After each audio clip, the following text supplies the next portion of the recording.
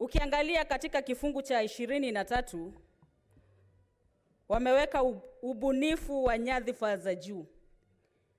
Katika hicho kipengee kuna viti ambavyo vinatakikana viongezwe kama kiti cha waziri mkuu na naibu wa waziri wakuu wawili. Tukiangalia katika wakati wa uchaguzi huwa tunachagua rais na mdogo wake. Na ikifika wakati wa kugawa mali ya hii nchi inapatikana sana sana mali huwa inaenda katika maeneo mawili. Na kwa sababu ya kuleta huu mswada ni kuleta ujumuishaji. Na katika huo ujumuishaji hizi viti zitakuwa kama 4 zote zitaenda katika maeneo mbalimbali. Bi Speaker, mwaka 2017 wakati tulipoenda uchaguzi, sisi katika chama chetu cha ODM, hata leo nimevaa hii nguo kuonyesha vile tulivyoteseka. Tulikuwa tukitumiliwa na vitoa machozi. Bi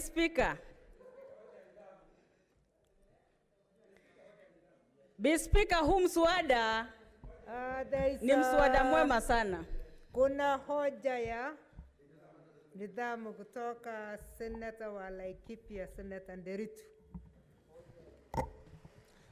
Bi Speaker, nimesikiza kwa makini kabisa, nikamsikia mwenzangu Senator akisema ya kwamba mswada huu hasa haya marekebisho yataleta mawiano na hakutakuwa na matengamano.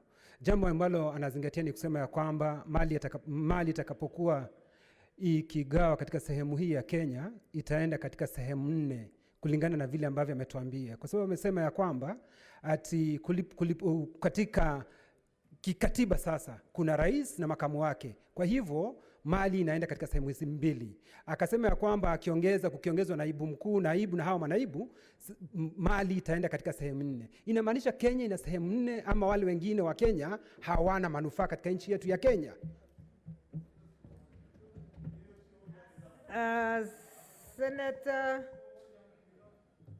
Senator Matsayo. Bi Speaker, kama ni kutafsiri, hiyo sio hoja ya nidhamu. Thank you. Senator Kilonzo Mutula. Bi Speaker, mimi pia ninataka kukubaliana na Senator Matsayo kwamba hiyo si hoja ya nidhamu. Huyu mwenzetu kama ana masuala ambayo anataka kuyapinga kulingana na ufasaha au kulingana na maneno ambayo yanasemwa na Senator Kwamboka, anaweza kusubiri nafasi yake. Lakini kusema vile anasema hiyo ni wasia wake na kikatiba na katika standing orders zetu ako na right ya kufanya hivyo. Asante. Asante sana, inaitwa point of argument. So let's finish. Let's wind up, Senator Kwamboka. Asante Bi Speaker, na asante wenzangu kwa kumrekebisha mwenzangu hapa ambaye alikuwa na jaribu kuingilia masaa zangu ambazo nafaa kuchangia. Bi Speaker, tukiangalia vizuri katika mswada huu kuna viti ambavyo vitakavyoongezwa 70 maeneo bunge. Bi Speaker, mimi naunga mkono kabisa kwa sababu katika jimbo la Nairobi tutaongezewa maeneo bunge 12. Ukiangalia idadi ya watu ambao wako Nairobi ni wengi, lakini ukiangalia vizuri hawajawakilishwa vilivyo kwa sababu zile pesa ambazo wanazopata pale hazitoshi. Na tukipata hizo pesa, ninajua vizuri ikishapitishwa ile nina uhakika huu mswada utakwenda kupita, barabara zetu za Nairobi zitakuwa mzuri, watoto wataenda shule, wamama watapata maji, maendeleo yataendelea kabisa. Bi Speaker, tukiangalia katika huo mswada pia kuna pesa rasmi ambazo zitakazo kwenda katika bunge za kaunti. Mimi nilikuwa mbunge wa kaunti ya Mountain View mwaka 2013 mpaka 2017. Bi Speaker, kuna changamoto mingi sana katika hizi wadi. Ninajua wakiongezewa hiyo pesa, watoto watasoma, wataweza kujumuika na wananchi, waamue vile hiyo pesa itakavyotumika katika kila wodi na wananchi watanufaika. Bi Speaker, tukikuja pande ya bunge la Senate, ninaunga mkono 100% huu mswada kwa kuongeza sisi akina mama katika hii bunge tuwe 50-50. Bi Speaker, tumechoka kuitwa flower girls kwa lugha ya Kimombo. Ikifika wakati wa kupiga kura, Bi Speaker, inapatikana kumbe wale wenzetu ndio wanapiga kura, sisi wengine tunaangalia. Tumechoka na ni wakati sisi akina mama tutoke, tupiganie hizi viti kama wanaume kwa sababu tunaweza. Na wale wanapinga, Bi Speaker, ni wale wanaogopa sisi wanawake kwa sababu tutapata. Bi Speaker, sitaki kuongezewa.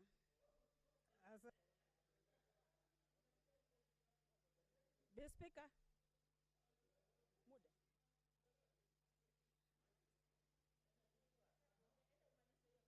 Sorry, there is a fluctuation on the microphone. So go ahead on this one. Yeah. You'll see the light when you have 5 minutes remaining. So you are okay. Okay.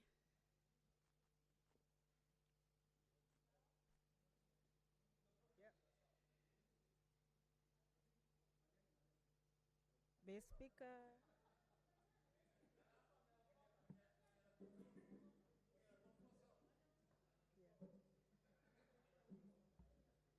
Just patience. I think we are correcting the microphones. Hello. Put both of them. Yeah, both. That's okay. Sijui nani ambaye anaingililia maneno yangu kwa sababu nilikuwa nazungumzia pointi mzuri zaidi. Ninashangaa sana nikiona wale wanaume ambao wabunge wako kwenye hii nyumba ambao wanapinga huu mswada. Swali ni wanaogopa nini? Kile wanaume wanafanya, wanawake watafanya zaidi na zaidi. Kwa hivyo wale wabunge wanaume ambao wako katika hizi bunge wasiogope. Kwa sababu mama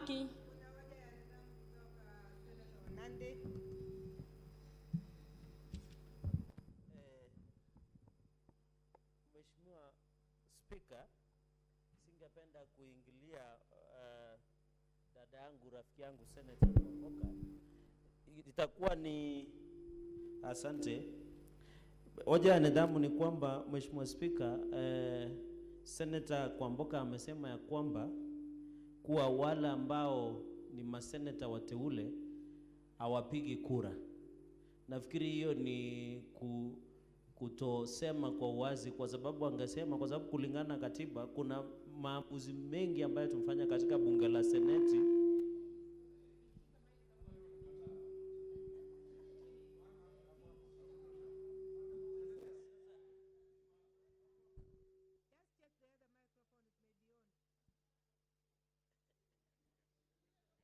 Mheshimiwa Speaker, ninapenda kusema ya kuwa Mheshimiwa Senator amesema ya kwamba maseneta ambao ni wateule hawajekuwa wakiwa na sisi wakati tunafanya maamuzi mengi katika bunge hili la Seneti. Nafikiri hiyo ni kuchanganya umma. Angesema ya kwamba maseneta wateule wamekuwa wakipiga kura kwa maamuzi ambayo yasiyokuhusikana na county. So haitakuwa vema kusema kuwa wamekuwa wakitazama tu, hawakuwa wamekitazama view sasa hapa, wamekuwa pia wakichangia na kufanya maamuzi katika mambo mbalimbali. Thank you, Senator Kwamboka. Proceed.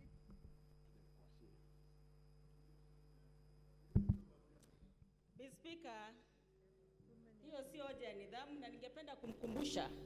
Ukiangalia katika kaunti ya Kakamega, kuna wale maseneta wateule walikuwa wamepatiwa ruhusa, wanaweza kupiga kura kama wenye makaunti hawapo. Na tuliona katika kisa cha Kakamega, seneta wa hiyo kaunti aliwanyima nafasi maseneta wateule kupiga kura. na ndio ninasisitiza kwamba tujitoe kinagaubaga, akina mama tuweze kwenda katika viwanja, tupiganie hivyo viti kisawasawa.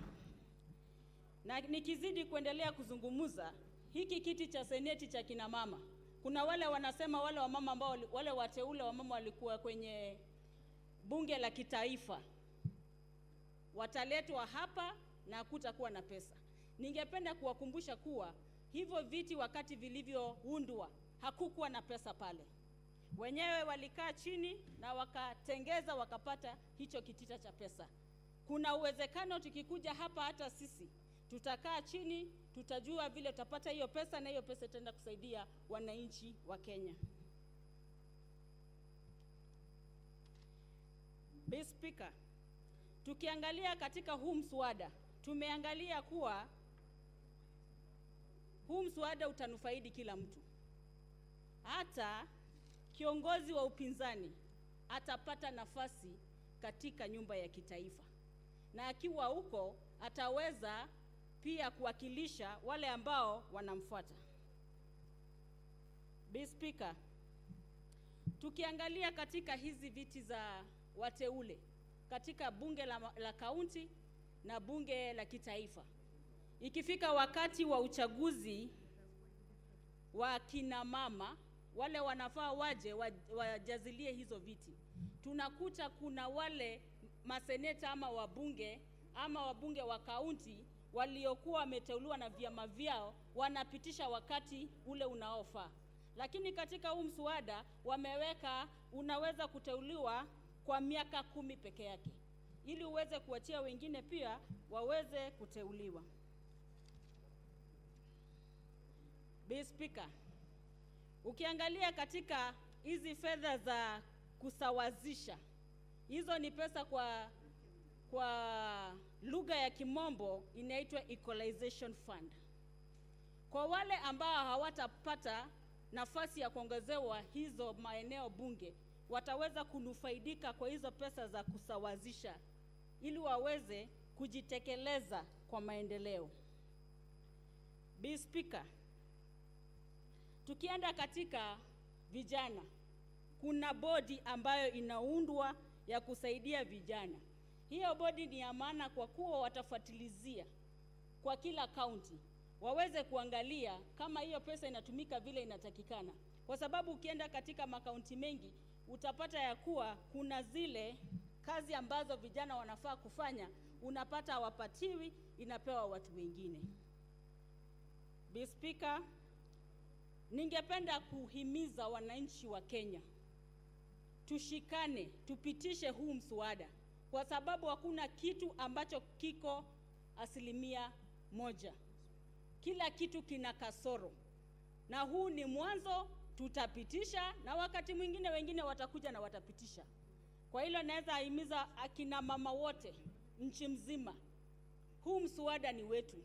Sana sana akina mama, tuungane tupitishe huu mswada, kwa sababu itatusaidia na itasaidia hapo baadaye kwa wale wenzetu watakapokuja. Asante Mr. Speaker, naunga huu mswada 100%.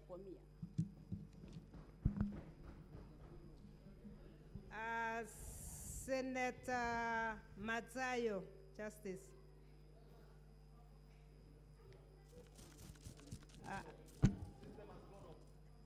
Yeah, we are struggling, but I can remember the next 3 offhand.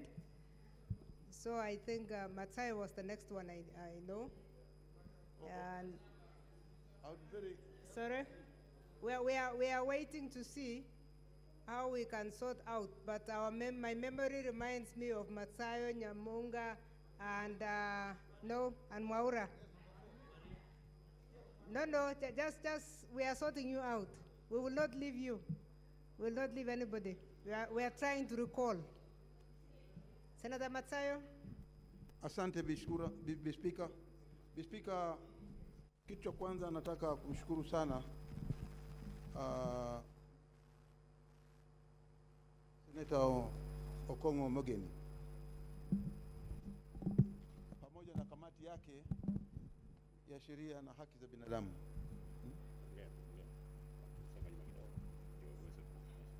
Mr. Speaker, am I right? Speak to the mic. Sorry.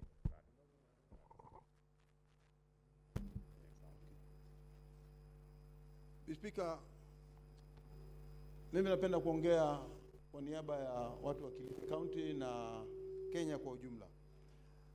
Mr. Speaker, historia sahihi inaandikwa katika Kenya ya kwamba jambo kama hili limetokea, sisi tukipata bahati ya kuweza kugeuza hii katiba. Mr. Speaker, kwanza ieleweke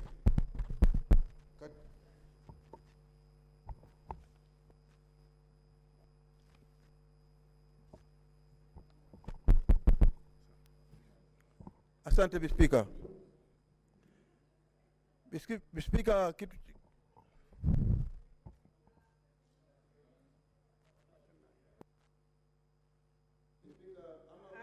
Senators, try to relock in. Try to relock in. Ama kwa sababu pengine tunaunga mkono ndio sasa imekuwa. Mr. Speaker, mimi nataka kusema kwamba naunga mkono hii bill. Mr. Speaker, kipengele cha katiba cha kwanza kinasema kwamba mamlaka yote ya taifa la Kenya yako kwa Wakenya wenyewe kupitia kwa hii katiba. Hiyo ni kumaanisha Mkenya yeyote popote alipo amepewa jukumu la kuweza kuambia yule aliyemchagua ni kitu gani anatakana kuja kutafuta ama kusema ama kuwakilisha katika hili bunge letu. Speaker, kipengo cha pili kinasema Wakenya wataamua utawala wao kupitia kwa wale wanaowachagua ndani ya bunge. Speaker, tukiwa hapa sisi sote ni watu ambao tumechaguliwa na wengine wameweza kuteuliwa, lakini sote tukiwa hapa kama maseneta tumejukumika ama tumepewa majukumu na wale watu tunao wawakilisha hapa ndani ya bunge. Speaker, kule nyumbani kuna ile sintofahamu ambao huwa watu wengine hawawezi kuelewa, lakini Kiswahili watu wanasema ya kwamba mto au maji hufuata mkondo. Na sisi wale waliotupatia mamlaka haya ya kuja kuwakilisha ndani ya bunge ni lazima tujukumike kuona ya kwamba vile wanavyotaka sisi tumeweza kuyasema hapa na tumeweza kuyanakili hapa na tumeweza pia kuyatimiza. Nikisema hivyo ni kwamba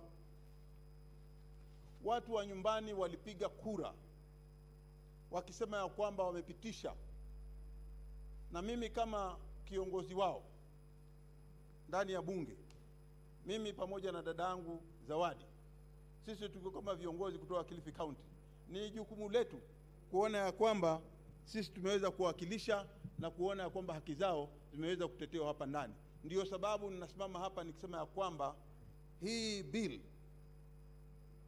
ni sharti ama ni wajibu wetu sisi tuwajibike ili tuweze kupitisha, na mimi ndio sababu tunasema tunaunga mkono hii bill. Speaker, tukiangalia katika Kenya nzima watu waliweza kuweka vidole vyao katika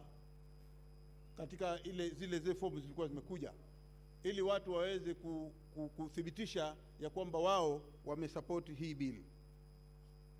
Speaker, hata ulimwengu mzima hakuna katiba iliyo sawa. Nikisema hivi ninamaanisha ya kwamba katika ulimwengu tunajua sisi kama watu ambao tulikuwa wakoloni wa Waingereza, wale wako na katiba nzuri sana, lakini sio Waingereza wenyewe. Waamerika wako na katiba, lakini Waingereza waliotutawala sisi hawana katiba. Wao wanaita kizungu an unwritten constitution. Kwa hiyo Speaker, tukiona hata ile katiba ya Amerika ambayo ni katiba ambayo imekuwa katika miaka mingi ikiongoza wa Amerika, hiyo katiba hiyo pia imekuwa mara kwa mara ikiweza kufanyiwa, lakini ni kwamba jambo la kushangaza Bi Spika ni kwamba katiba ambayo si katiba lakini wanaita an unwritten constitution ya Uingereza ni kwamba inawawezesha wao kujitawala. Bi Spika, katika mswada huu tunaona ya kwamba kuna kasoro kidogo ambayo imeweza kutendeka hapo ndani, na ndio sababu watu wengi wakasema huu kugeuza pengine inaweza kuleta nafuu. Mimi napenda kukosoa mahali pamoja tu, pale ambapo panasema ya kwamba mamlaka ya JSC, lile jopo ambalo ni la sheria likiongozwa na jaji mkuu, sasa litakuwa halina mamlaka tena ya kuweza ikiwa kupeleka majina ama kuweza kuangalia uendeshaji wa ratiba za koti. Bi Spika, tunaona ya kwamba mamlaka hayo yamekwenda kwa mtu anaitwa ombudsman. Ni hatari sana kuona ya kwamba Bi Spika, kutakuwa na ombudsman ambayo itakuwa na mamlaka ya kuweza kumchunguza na hatimaye kumuondoa yule judge ambaye atakuwa amepatikana ama ameonekana ako na hatia. Lakini ule ukweli wa mambo ni kwamba huyu ombudsman atakuwa ni chaguo la rais, ambapo sisi tunasema kwa hivi sasa ile katiba vile iko, na hili ni jambo ambalo watu wanaweza kukaa na wakaongea. Ile katiba vile iko hivi sasa, ambayo ombudsman kazi yake ni nyingine, akuwe ndani ya ofisi ya Chief Justice, na lile jopo la majaji ambalo JSC liwachiwe ule uchapakazi wa kuweza kutafuta ama kuangalia ama kuweza pia wakiona kama mwenzao ako na shida pale ndani ama amepatikana na hatia fulani wameona, waweze kuandika na kurecommend ambayo inakwenda kwa rais, na rais anaweza kuteua lile jopo lake analolifikiria kama tribunal ya kuweza kumwangalia huyo judge, na hatimaye chochote kitakachotoka hapo kipelekwa kwa rais, pengine sasa tutasema hatua ichukuliwe. Lakini kwa hivi sasa hatuoni umaarufu ama hatuoni uharaka wa kuweza kugeuza sheria kama hiyo. Bi Spika, lingine ambalo ningependelea kuongea Bi Spika ni kwamba yako mambo mazuri ndani ya hili bili. Ni kwamba jambo la kwanza, sisi tunaona kunao faida ya kuona ya kwamba ule ugatuzi ndani ya ndani ya serikali zetu za mashinani umekithiri, na kwa sababu hiyo kuna bahati ambayo imetoka ya kwamba kuna wengine wameweza kupata na wengine wameweza kukosa. Lakini vile vile pia jambo kama hili linaweza kuongeleshwa, na likiongeleshwa huenda watu wakaketi chini na wakaelewana na wakajua kunao wakati mwingine, sio kwamba wakati huu watu wanaweza kupata kila kitu ambacho wamekitarajia kukipata kwa wakati huu. Bi Spika, umuhimu wa hii katiba ambayo tunataka kuipitisha hivi sasa ni kwamba katiba hii inao mafanikio mengi ndani. Dada zetu ambao wamekuwa mara nyingi wakiwa mashinani wanaweza kupigana na wanaume wenzao, ambao hatimaye mwisho kama wewe Bi Spika uweza kuchapana na wanaume na hatimaye wakaweza kushinda kiti hicho. Lakini tukiona namba yenu inakuwa ndogo, ndio sababu nafikiria tukaona ya kwamba kungekuwa na vizuri ya kwamba ndani ya bunge hili kuwe na kina mama ambao pia watachaguliwa na wananchi, ambao pia watakuwa masenators, na sio masenators peke yake wakuwa nominated, hali watakuwa pia masenators ambao wanaweza pia kupiga kura. Hiyo inamaanisha ya kwamba watakuwa 47 wanaume na 47 wa kina mama, itaongeza nguvu ndani ya bunge la Senate.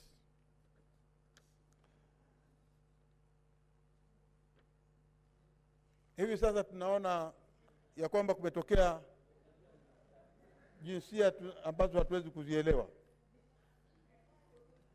Speaker, kwa mara nyingi sana tumeona hata juzi katika magazeti ya kwamba wanaweza kumlaumu kiongozi walio wachache katika bunge la Senate ya kwamba pengine yeye anapinga BBI. Lakini katika matamshi yake yeye kama wakili, na hapa ndani tukiwa na mawakili waliobobea, ni haki ya wakili yoyote akiona kitengele ambacho hakikupendeza, ana haki ya kuweza kukisema, ili pengine kama marekebisho yanaweza kufanywa ama ni hatua gani inaweza kurekebishwa kulainisha hiyo line ili hiyo sheria iweze kuwafaa wananchi. Speaker, nikisema hivyo ni kwamba isibainike ya kwamba pengine Senator Orengo anapinga. Mimi nina hakika ya kwamba hata ikifika wakati wa kupiga kura, vile ndugu yangu Moses Wetangula alitangulia kusema ya kwamba itafika wakati yeye pia naye atapiga kura, nina hakika, siwasemei, lakini nina hakika kwamba kura yao itakuwa kupitisha hii bill. Speaker, nataka kusema kwamba katika hizi tabia zetu ama mienendo yetu ama sijui culture tunaweza kuita kitu gani, utamaduni. Kunazo tamaduni mbalimbali katika Kenya. Tamaduni hizi mbalimbali katika Kenya, Speaker, kuna zingine tamaduni ambazo ni mbaya na kuna tamaduni ambazo ni nzuri. Tamaduni zetu katika Kenya, kama mimi nikitoka upande ule wa pwani, kunazo tamaduni ambazo zamani pengine mtu akifa alikuwa anaweza kupakwa majivu ili pengine kuweka ule mwili uko sawa. Lakini sasa tumepata kwamba siku hizi kuna vitu kama mochari ambao mtu akifariki anapelekwa kule na unaweza kuhifadhiwa ule mwili kwa siku fulani. Na haya tunasema ni kwamba tamaduni zingine kama za kutahiri wakina mama ama watoto zinakuwa tamaduni ambazo zimepitwa na wakati. Kwa hiyo tunasema ya kwamba hii sheria pia haikukaa, sheria inatembea. Mara kwa mara tunataka kugeuza. Na tukisema hivyo ni kwamba hata sheria yoyote katika ulimwengu ni lazima pia igeuke kuambatana na wakati. Wakati huu ambao sisi tuko, kile ambacho tunaweza kugeuza, tuweze kugeuza. Kile ambacho hatuwezi kugeuza, Speaker, kitageuzwa na wale watakao kuja nyuma yetu. Kwa hiyo Speaker, langu ni kusema tu kwamba ninaunga mkono, nikisema kwamba hii bill ambayo iko mbele ya Senate hivi sasa tuipitishe, na mimi ninaunga mkono. Asante. Thank you, Senator. Senator Nyamunga Rose Okendo.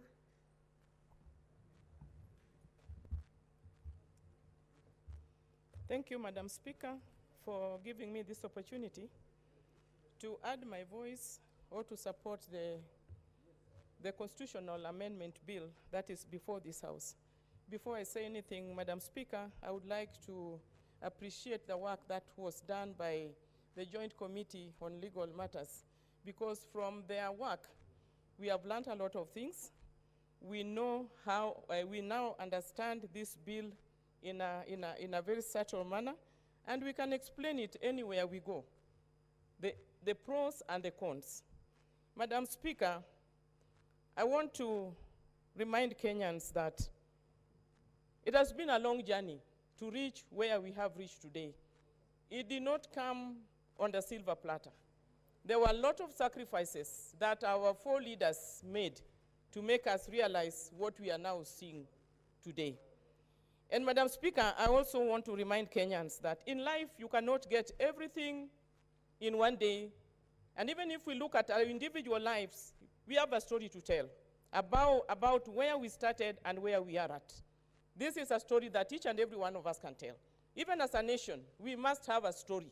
that we can tell. We must tell them what was there during the colonial days and what our leaders went through to get independence and what our leaders went through to get a constitution and what our other leaders went through to get the Constitution 2010, that most of us thought we had arrived. But even when we were passing that constitution, it was very clear to us that some things were missing and that we needed to amend it.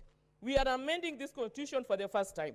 Other developed democracies, they have amended it. Americans, from history, from records, we know that they've done that 27 times. And that is a developed world. What of us who are developing? So we cannot trivialize the handshake and BBI. I remember on the 9th of March 2020, we had a meeting. We are in a meeting at the governor's offices in Westlands. And from nowhere, somebody comes and puts the TV on. And there we saw the president and the prime minister shaking hands. I'm telling you, we were so excited. We were so excited, and we did not know what else we could do. We were happy. Why were we happy? Because most of us who have always been in the opposition, and we were not in the opposition that we wanted to be in the opposition. We have always been in the opposition to make sure that the government is run properly, that what is due to the people is given to the people. So that was our stand. But when the two leaders saw that the issues that we had between them were much, much smaller than the country of Kenya, they put all their differences down, they sat down, and they deliberated on the issues, and they had a handshake. From that day, I have felt that I'm a Kenyan. I've seen any other person from any other tribe I saw as a brother. And I remembered when I was growing up, when a person from another tribe was even a bigger sister or a bigger brother to me. But then in the process, our leaders misled us and brought a lot of confusion. And from then, we have never seen peace that we should have seen as a nation who got independent. And from that, Madam Speaker, I want to say that I am supporting this bill. And the reason I'm supporting it, not that it is perfect, but I'm supporting it because the gains are big. And that is going to unite the Kenyans. The most important thing is the unity of our country, something that we have lacked. We have seen each other as enemies. But from now and from the day of the handshake, I have already mentioned it, that I've seen Kenya, I have seen myself as a Kenyan. And I've seen myself as I can go anywhere and I can trade anywhere and I can relate very freely with all the members of this country. Madam Speaker, I want to mention a few things that have been raised by colleagues before I make my few comments. First of all, the issue of bloated parliament. We should not be talking about bloated parliament, when right now, you know, we are running on an unconstitutional parliament. Because if it were not so, this time we would not be having this parliament, we should have gone for another elections. So we must correct what is not right. And we cannot do a wrong with a wrong, a right and a right, a wrong and a wrong. We must find a middle ground. And the middle ground is that we must bring the women folks in parliament. As already mentioned by Senator Kwamboka, when we were elected as women representatives in the last parliament, we did not have resources. We did not know what to tell our women folks in the villages who elected us and knew that all their problems will be sorted out by the women representatives.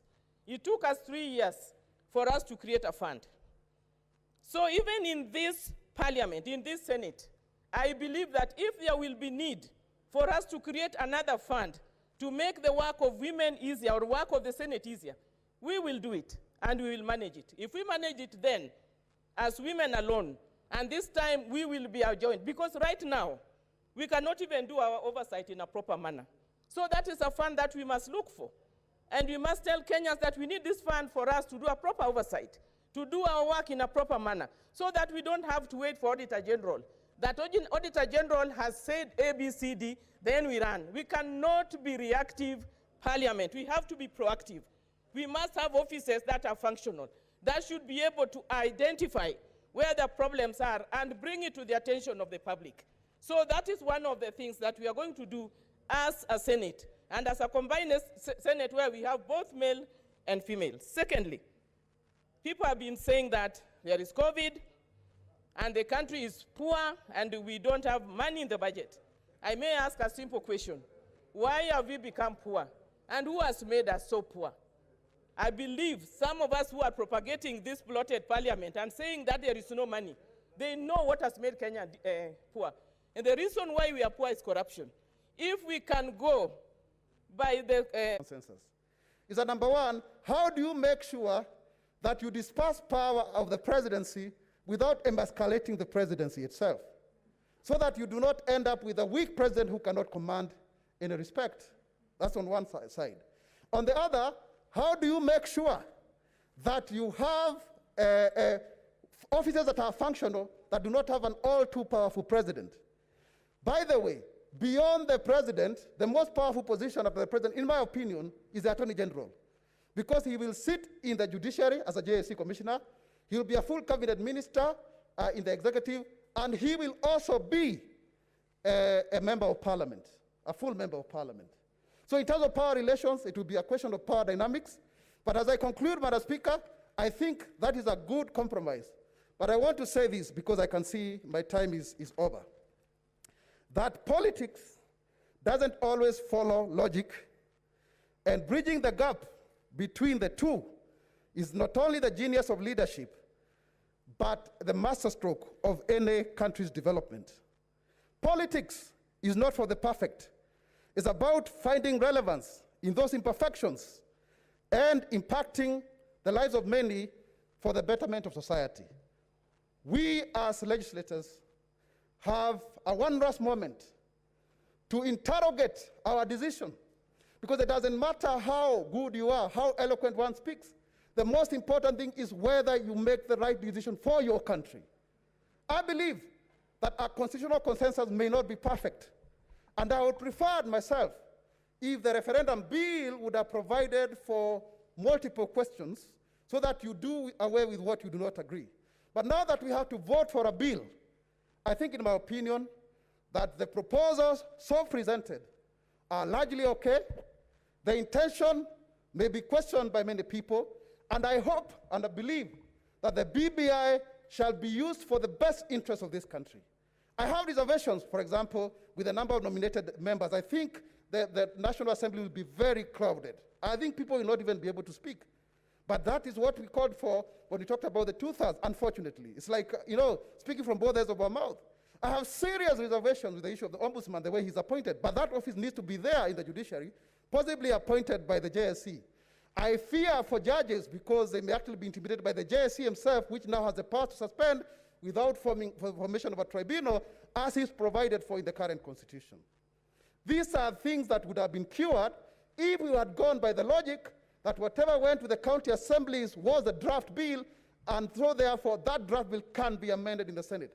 But I also hold the view, because the referendum bill did not provide for all, it did not seal all the lacunas in law. I hold a view that I do not believe that the parliament, as it is, as per the letter of the Constitution, we have powers to amend. We would have abrogated ourselves those powers by having a referendum bill that expressly provides for such amendments thereof, and so therefore that there should be a consensus. So, ladies and gentlemen, fellow members of parliament, senators, I seek to rise and support this with reservations on some of those issues, but largely, I think, in our opinion, this is a good bill. It may not give us the best that we would want, but it's something that we can debate, and I hope that those weaknesses, if at all the bill was to pass, will be cured by a watertight legislation that we members of parliament shall pass before the implementation, the full implementation of the Constitution. But as Speaker, I support. Thank you, Senator. Senator Omanga online. Can we give her the mic?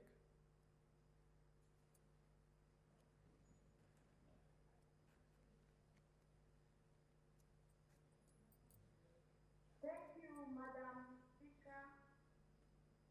Madam Speaker, I'll say today I'm perturbed, I'm distressed, I'm agitated and pained that we are debating issues which are not a priority to Kenyans, Madam Speaker. It's not a priority to my people, Madam Speaker.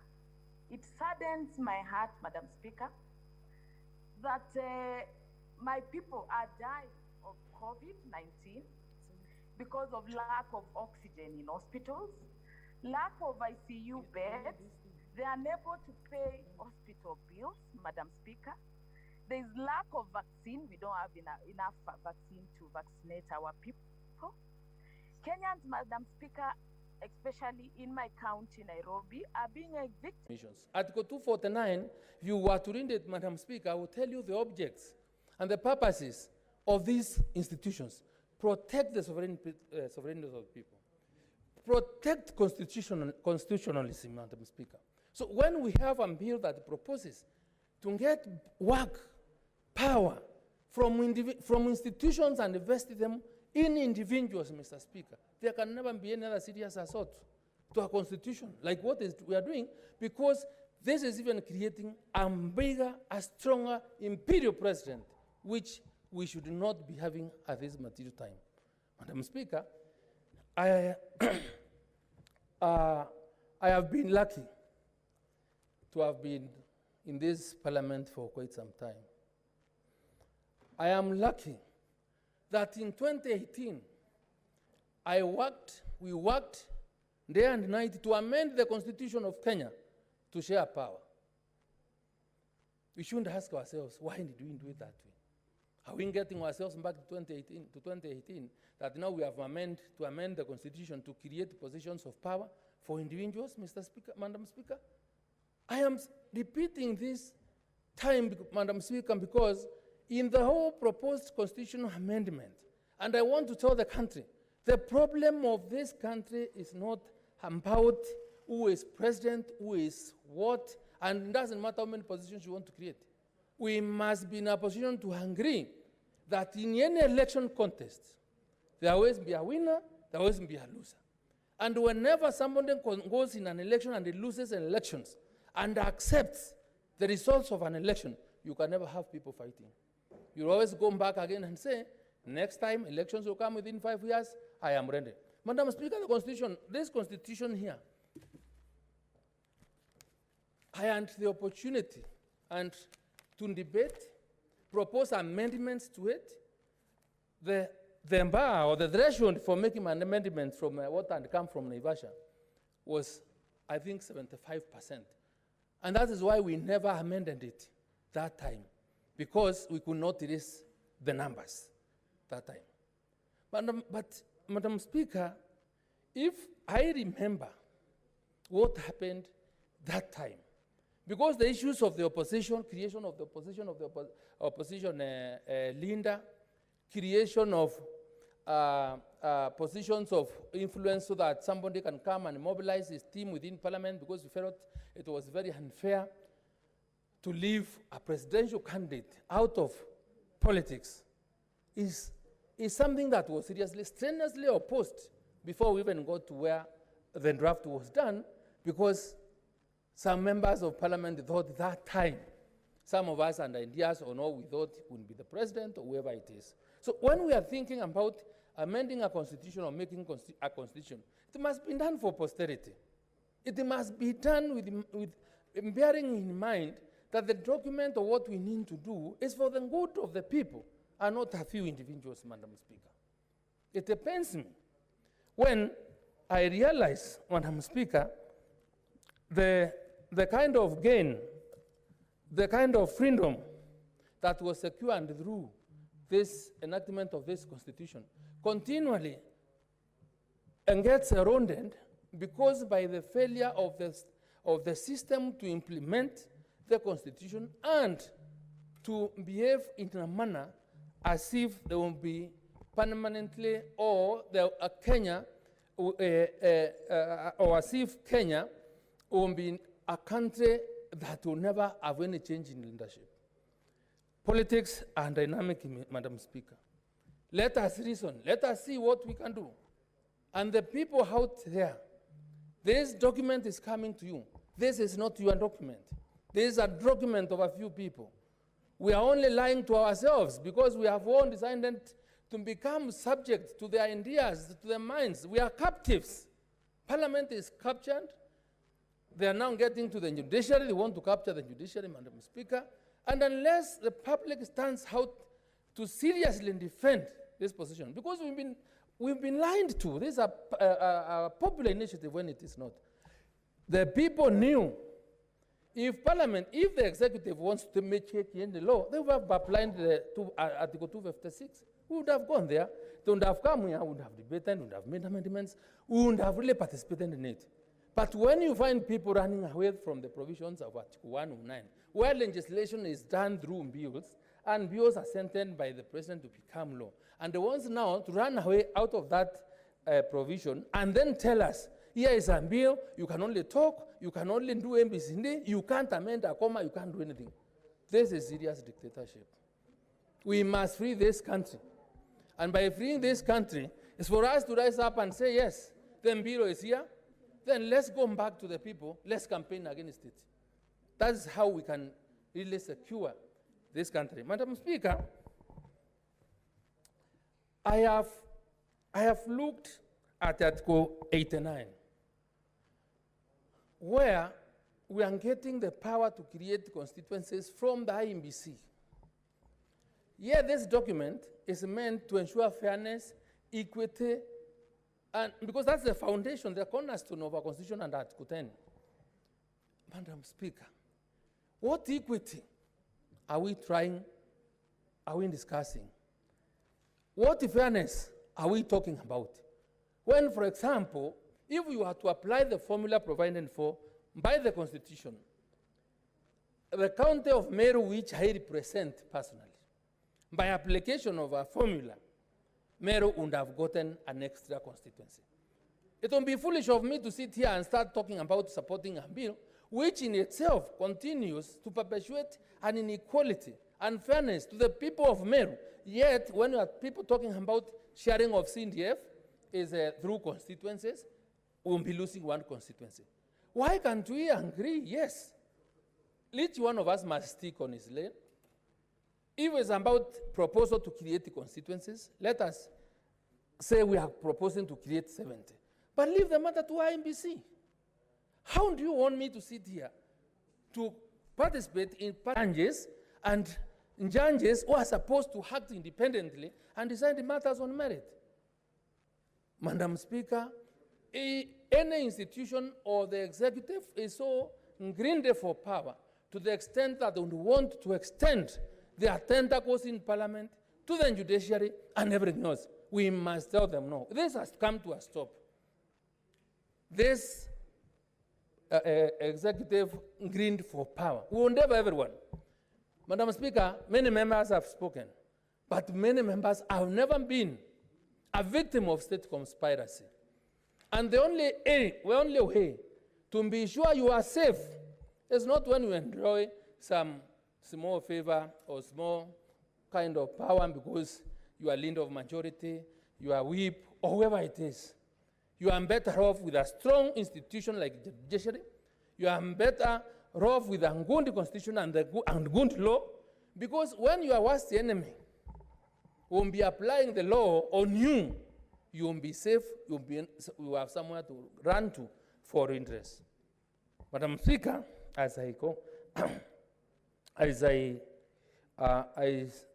conclude, let me say this. Time has come when we must start thinking on how we can ensure elections are done in a manner that results are acceptable, and people must be told and must confess that when we lose elections, we accept. Otherwise, this ping-pong game here is not about anything else. It's how we can be able to craft and document that to favor other people, to get in power without necessarily getting or drawing power from the people themselves. Let's remember, power must come from the people. It doesn't come from us changing the Constitution. When we decided it is this one, let's try to implement it to the best extent possible, so that Kenyans are able to get the full benefit of the Constitution that we have. Because this one has been praised, Madam Speaker, is the most progressive Constitution in the world. So we must be happy, we must be proud about it. And if we do not then we have a serious problem. The patchworks being introduced in the Constitution through these amendments will leave this Katiba, this Constitution, in a manner that you'll not even be sure which was the original form, which was the Constitution. I have never, if my plain reading or understanding of an amendment, what an amendment is, I don't think was meant to do an overhaul, to replace, or to repeal a document like this one. So, Madam Speaker, I want to invite other members who have a similar view, who have a similar mind, and who feel patriotic enough that when we retreat back to our counties, when we go back to our... They knew the minute we are not kneeling in State House or some place, push them in. It's called dispersal of power. That's why they were opposing. And what did they do? They put in 15% to go to counties. And you must follow and listen to the people who negotiated for this constitution. First, the proposal was to have 14 counties. They thought, no, don't make them 14. Make them 47, but give them 15% so that they fail. That was the idea. Now, my dear colleagues and senators, somebody has collected signatures for us. Somebody has gone out of their way and promoted this constitution and have now proposed 35%. Now, unless you're bewitched, how can you refuse something like that? Unless you are not in this country. By the way, and I'm going to say this loudly, the increase to 35% in strict terms does not require a referendum. It's a parliamentary initiative. But all of you know that our noisy neighbors across will not allow any amendment by 2/3 from this house. We have something to take home. I'm talking about Senator Kihika, Senator Zawadi, Senator Kiprotich, Samson, Cherargei. You have something to take to Nandi. 35%. That person who spoke about constituencies, unless you want to become an MP, what is the big deal? Senator Kajwang is right. Why are we so flabbergasted by constituencies, yet you want to become a governor? Senator Kihika wants to become a governor. She doesn't want to become an MP. You want 35%. Please, let's us wake up. 2, Senator Kihika knows. Senator Murkomen knows. Senator Wako is here. Senator Kavindu is here. Senator Haji is here. We couldn't get anything. And we all presented and did all our English. They ignored us completely. Those of you who were with us in Naivasha, some of you were locked out. Let me just tell you what happened. It took one member of parliament, National Assembly, to make so much noise and create a rowdy scene in front of the president and the former prime minister to insist that CDF becomes constitutional. It's now in the constitution. And you cannot get even a simple thing. But when God is so graceful to you and gives you 35% to go to counties, a ward development fund, you are chasing a bush and forgetting about the forest. That's the problem about this Senate. Madam Speaker, Mr. Speaker, we wanted an upper chamber. We made a presentation. We explained ourselves. And this chamber has got senior lawyers. We explained why, if you put government in National Assembly, you got to have some element of climate control in the Senate. They refused. Instead, and I'm going to point to a few weak clauses in this, and I'm telling you, and I want to tell the principals, there are people even within the handshake who are responsible for creating this mess and the anomalies in this draft.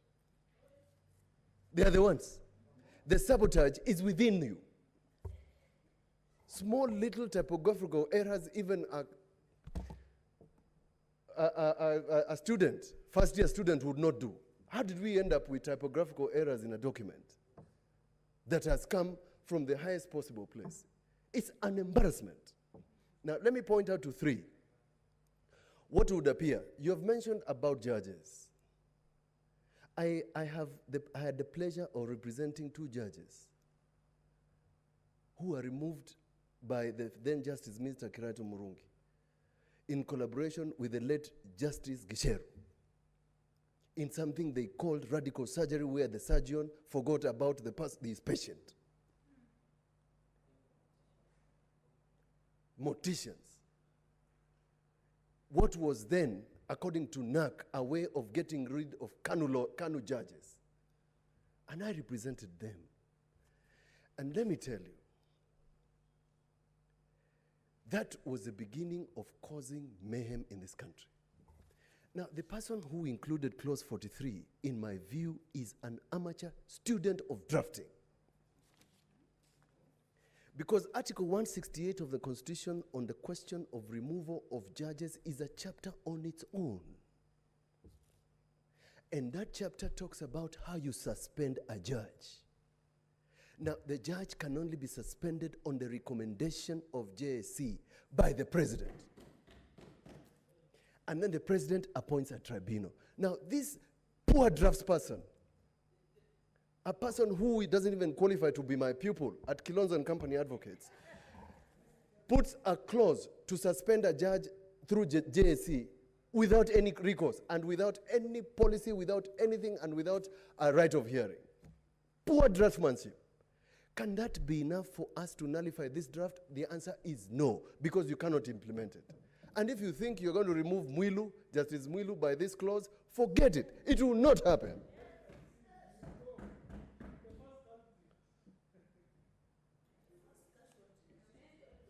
The second one. This chamber spent a lot of time amending, doing what we call the third generation formula. And that jurisdiction, my dear colleagues, is a special jurisdiction, what we call jurisdiction sui generis, under Article 217. I know where Senator Kihika stood, and I know where Senator Cherargei stood. But in the end, we made a resolution for 5 years. Now, when you amend Article 203 to include per capita as a method of dividing revenue, and you make it a constitutional issue, you have to be an amateur. Because 2 things. 1, there's no transition for that per capita to become revenue third generation. That's 1. 2, you cannot amend it unless you get 42 senators, which is not going to happen. If BBI passes and we are 94 here, it will become even more difficult. So what was the purpose? I think that person thought by making that amendment, he's going to make a few of his tribal people happy. It cannot happen. The Commission of Revenue Authority, who has a mandate of dividing revenue, told us that it is, in fact, they considered the question of per capita and thought you cannot introduce per capita for counties if you cannot introduce it for national. It's discriminatory. It's unconstitutional. You are not building bridges. You are digging holes for counties, Lamu, Tana River, Isiolo. What makes you think they are not Kenyans? It's an anathema. The schedule. Now, the schedule on the constituencies, ladies and gentlemen, my dear colleagues, whether you don't like it or you like it, strictly speaking, if it quacks like a duck, walks like a duck, it is a duck. This one is a duck, unconstitutional. And let me explain. Now, a person who is aggrieved under the 89 is supposed to go to court and say, why did you set up a constituency in Naivasha where Senator Kihika comes from without consulting me? That's what the Constitution says. Now, with this schedule, you can't do anything. There's nothing you can do with it. IEBC can't follow it because you can't stop them from doing public participation. You can't go to court and challenge it because it amounts to nothing. This person, because it was not there in the previous BBI2, this person just created something that will just cause problems for nothing. We have a window of opportunity. Unlike the rest, I think that IEBC can be given an opportunity to go around and collect views of Kenyans, which views can be challenged in court under Article 89. Because the 70, we have said, is constitutional. The schedule is unconstitutional because we don't know what to do with it. And in my view, and I'm going to say this because I'm on oath, those of you who need one, Kitui, Nyamira, Kisi, can find your method in the 70 to negotiate. Because this constitution is about negotiation. We have failed as a Senate because we didn't negotiate. Go and negotiate again. Let's get within the 70 how we can move this country together. That's my view. Can you amend this document? This is what I have said. You can't. You cannot. And I'm saying so because I am not only a good lawyer, but I also teach law. I have students. I can't stand there and lie. Because what am I going to say tomorrow when I sit with them in my office? The courts have got this famous phrase. They say, if Parliament intended that they could amend a popular initiative, nothing would have been easier than for Parliament to have said so. And let me tell you something that I've not heard being mentioned here. And I asked that question. What was the intention of the committee of experts in having this clause? I can tell you. Mr. Speaker, the harmonized draft before 2010 Constitution had a method of entry of Parliament in the popular initiative. They removed it. And you should look at our report. Members of the Senate, read the report of the committee. The committee of experts removed that because they didn't want Parliament to interfere with the will of the people. That was it. Now, if you don't like it, then blame the people who passed the Constitution in 2010. Don't blame anybody else. Now, I've waited for a senator to say that you can amend a constitutional amendment even under 256. Can you? No. You can't. Even in a parliamentary initiative, once it is published, you cannot amend. I've told this to my brother, Senator Wambua, who has a constitutional amendment bill to increase the number of counties. Don't make a mistake, because if it is published, you will not amend it. I said this because, and I must disclose, Senator, myself, Orengo, Wetangula were invited to make comments at the highest possible level on BBI2 before 3. What was my comment? I said, do not publish this document without talking to experts and these people here who are parliamentarians, because the minute you publish it, you will not amend it. I am not going to change course, because to make you guys feel happy, no, you can't amend. That's it. This is my proposal, Mr. Speaker. When we pass bills, Mr. Speaker, we subject every clause to a vote. We subject the schedule to a vote, the title to a vote, call the vote. If you don't like the 35, let the people that elected you here, you don't like the 35. You can refuse the others. But let's vote clause by clause. We might not amend this document, but we will have made our point. In lawmaking, the notes of parliament, the side notes, become a question that can be used in future for thinking, what was parliament intending? That is what I checked in Article 257. It was not intended that we would make an entry point as parliament in 257. That's it. If we don't like it, we amend it. As I conclude, I can see my time has run out, and I've got a lot to say. This is what George Washington said, the first president. If in the opinion of the people the distribution of the constitutional powers be in any particular wrong, let it be corrected by an amendment in the way the Constitution designates. but let there be no change by usurpation. Do not touch a document by popular initiative. That is usurpation. Do not take away the power of IEBC. That is usurpation. So what is my conclusion? I'd rather take the good things and deal with the bad ones, which I have mentioned. And I looked for a person who would help me.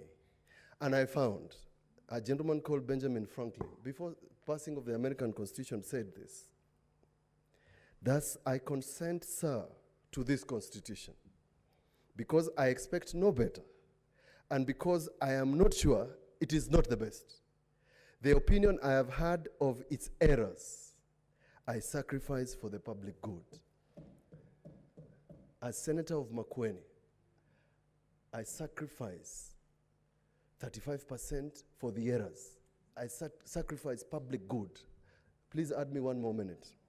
Dakika moja tafadhali.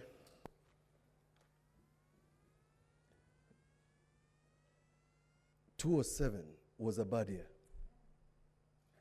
Let's not take away the jurisdiction of our institutions. People went to the streets because they didn't trust the judiciary. We cannot, what I call, gang rape the judiciary. We cannot gang rape IEBC in the guise of popular initiative. It is wrong. Mr. Speaker, and I said this, if you give me another 30 seconds, and I said this to the head of state, and I'm going to say it on record. I told him, your legacy will not be Big Four. Your legacy will not be BBI. Your legacy will be to live a peaceful country. Yes. And if this document can give us a peaceful election, so be it. As they say, surely goodness and mercy shall follow us all the days of our life, and we shall live in the house of the Lord forever. Amen. I support. Asante sana mratibu wa walio wachache. Nafikiri ungalikuwa mhubiri kama usungalikuwa wakili mwandamizi. Sasa hivi nampa fursa Senator Susan Kihika. Hoja ipi ya nidhamu, Senator Cherargei? Mr. Speaker, just your direction, my brother Senator Mtula Kilonzo Jr. has spoken very well, but and of course flawless English. Mr. Speaker, he has raised two things. You remember myself, Senator Irungu Kangata, Senator Enoch Wambua, we have amendments, constitutional amendments before this Constitutional Amendment Bill 2020. So we wanted to seek your direction on the fate of those amendments, because it's like the people are already developing, and you know there is already a communication from the Law House, the National Assembly, that the Speaker there has ruled out that there should be no further amendments to the bill. So it is important that there is miscommunication already outside there, that Senate has not taken a position. So Mr. Speaker, either you issue a clarification that it is today you will give us direction on the fate of our amendments, or in the future sitting, so that some of us can, when they say in Kiswahili, Mr. Speaker, sema neno moja na roho yangu itatulia. Asante sana kwa sababu pia kuwa mkalimani mzuri wa mahubiri. Maoni yangu ya kibinafsi ni kwamba haufai kufanya marekebisho, lakini bado kuna majadiliano ambayo yanaendelea, na Speaker hususan ataweza kutoa huo uamuzi. Senator Kihika.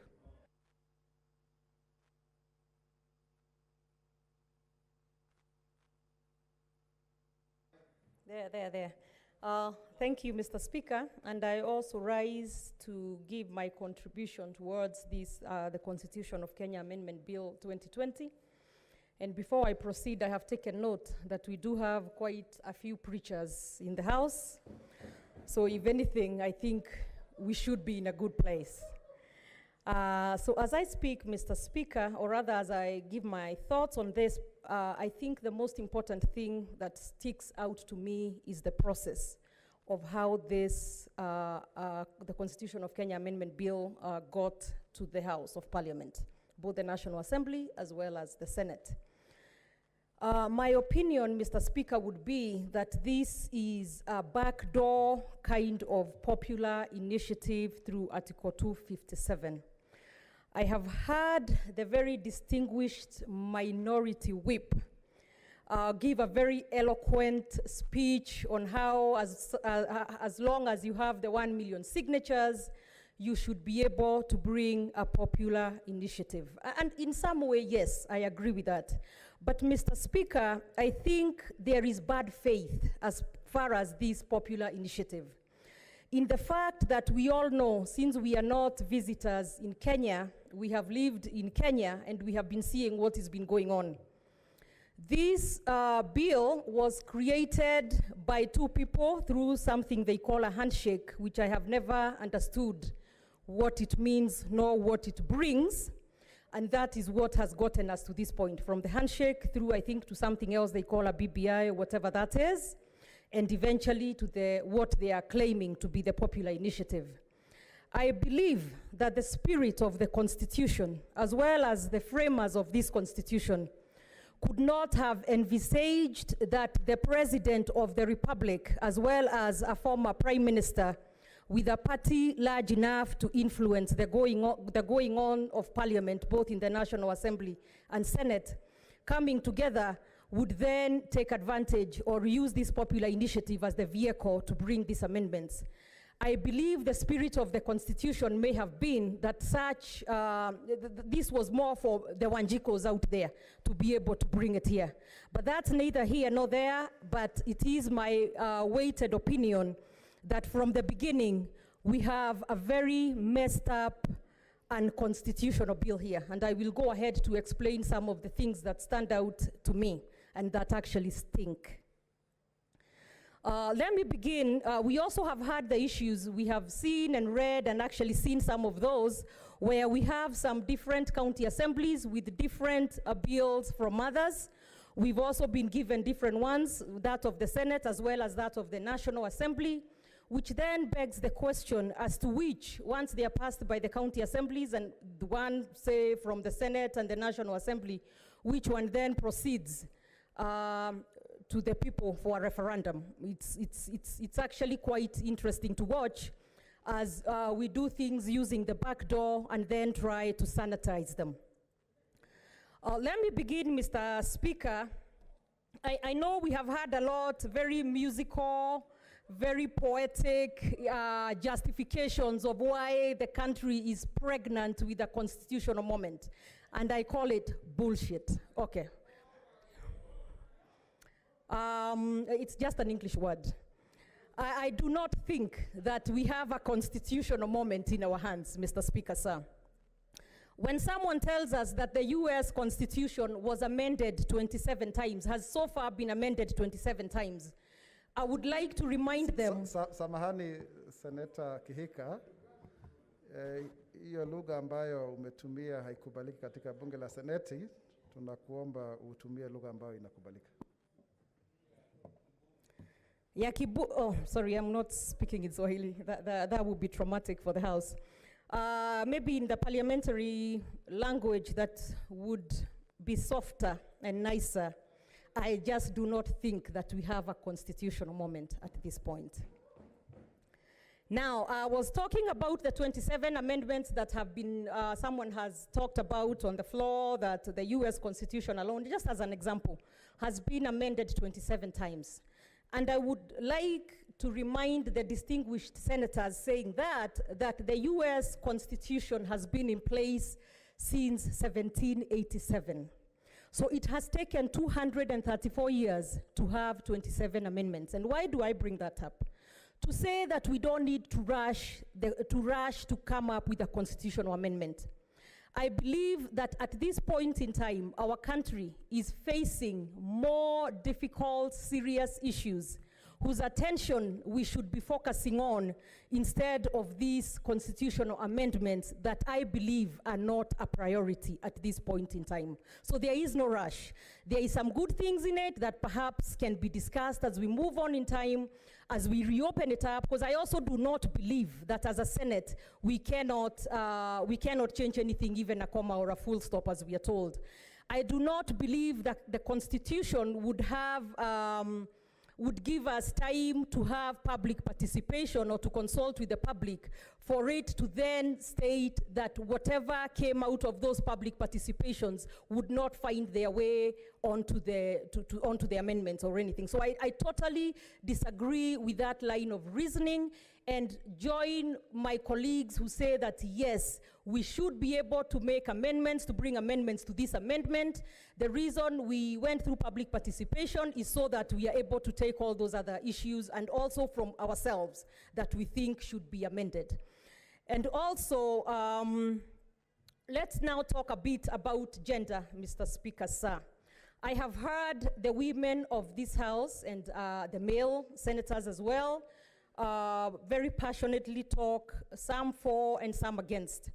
And as a big proponent of gender parity in this parliament and indeed in our country, I feel very strongly that this constitutional amendment has done a disservice to the women of this country. I do not believe that there is anything to celebrate about in this constitutional amendment. I believe that the 47 women representatives, that is the one woman elected per county, that should have been left in place. And let us not combine that with the 47 coming to the Senate. Let us separate those two issues. So I believe that the 47 elected women representatives should have remained in the National Assembly, so that they are able to partake in one of the most critical functions that we as women members of parliament should be able to participate in, and that is in the budget-making process. The fact that this constitution amendment proposes that all those 47 women come to the Senate, the reason I disagree with it so much is because we go on to see that the constitutional amendment also proposes, assuming it passes, despite not having my vote. So assuming it passes, it creates the office of the Prime Minister that will be domiciled in the National Assembly. It creates the office of the Deputy Prime Minister that will be domiciled in the National Assembly. It creates the offices of the CSs, or the Cabinet Ministers. And it also creates the offices of the Deputy Ministers and the office of the Attorney General. Colleagues, by bringing those elected women to the Senate, you take away the only chance that they have of being able to be appointed ministers in this country. You take away the chances that they have of being able to be appointed deputy prime ministers or cabinet ministers, deputy ministers, and the Attorney General of this country. Now, we could be lying to ourselves and saying that enough women will be elected so that from those elected in the single constituency seats, they will be able to participate in that. But my question would be, that is not guaranteed. At least the 47 are guaranteed. What we shall have a lot of is nominated women in the National Assembly. And my belief is that there is some mischief in this constitutional amendment. Somebody somewhere wants to load the National Assembly with nominated women so that they can use them as flower girls. And the reason I say that so clearly, without fear, is because we have seen that happen in this House of the Senate. I have seen Senator Omanga in this House of the Senate being called by the party and being unfairly disciplined because she did not take a position that she did not agree with.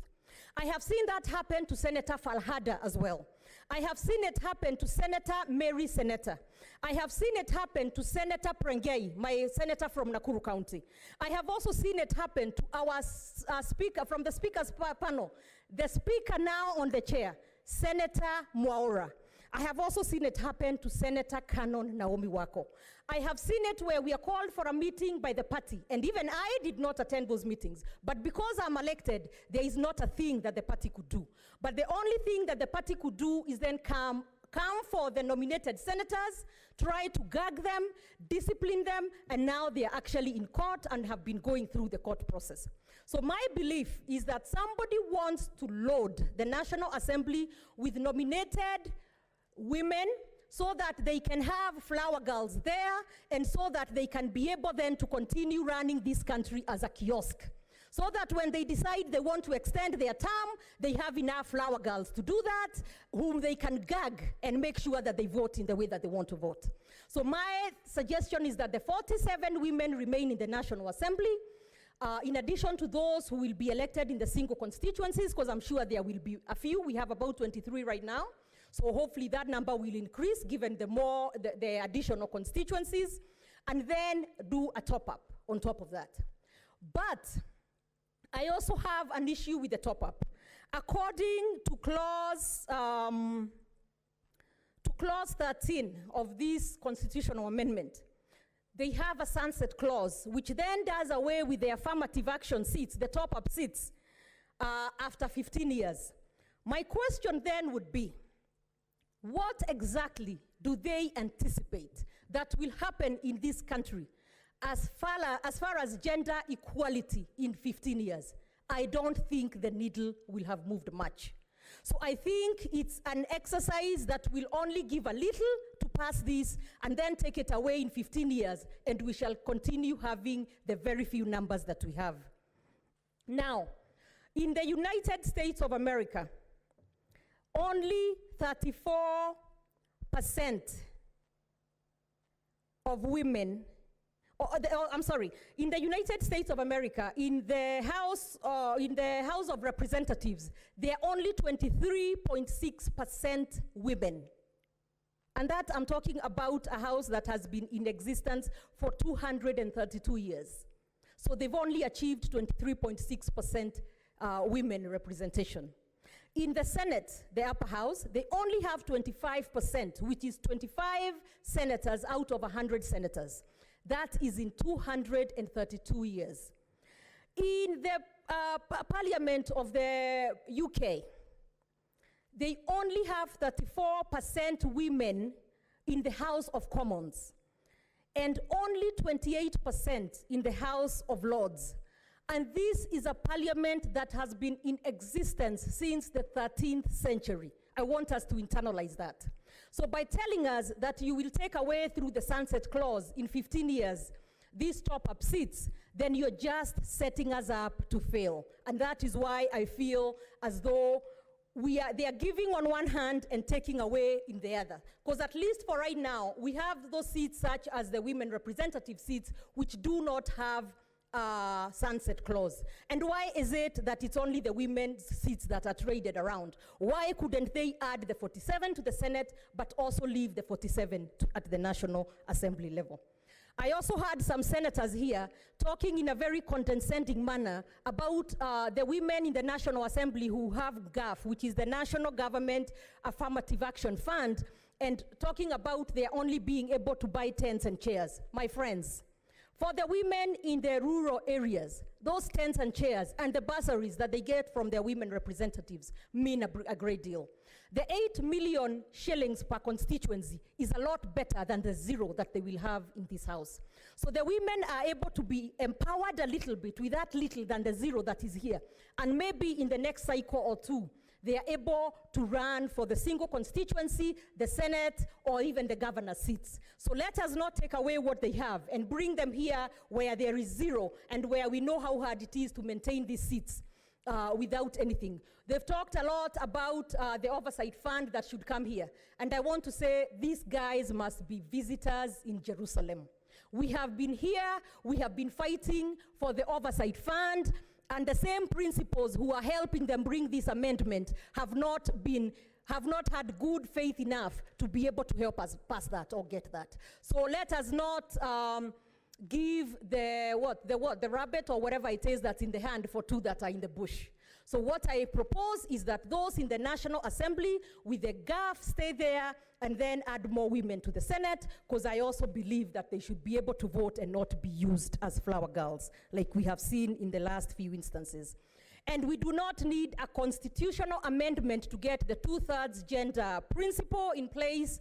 If only the two handshakers, who are the principals, who are the ones who determine how parliament votes, who have helped in capturing this parliament, if they had enough goodwill towards the women folk of this country, they would call their members of parliament, be it the National Assembly, they would call their senators, and the 2/3 gender bill would pass in the morning. By 10 a.m. we would have that passed. But because there is no goodwill, they want to dangle some carrots that we know are of no value to us. They add no value.